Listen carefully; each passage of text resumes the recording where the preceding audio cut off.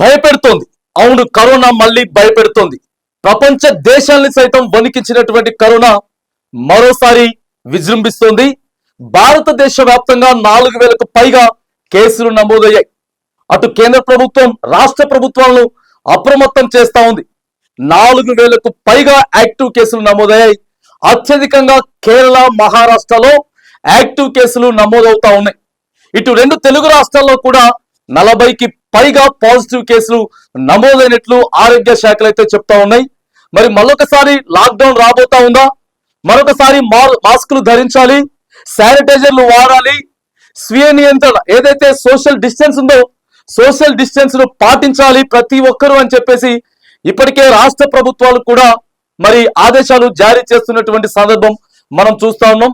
వరుసగా 3 సంవత్సరాలు 2019, 2020, 2021 3 సంవత్సరాలు దేశ ప్రజల్ని అతలాకుతలం చేసి అనేక మందిని పొట్టన పెట్టుకున్నటువంటి కరోనా మరొకసారి భయపెడతా ఉందనేది మనం చూస్తా ఉన్నాం.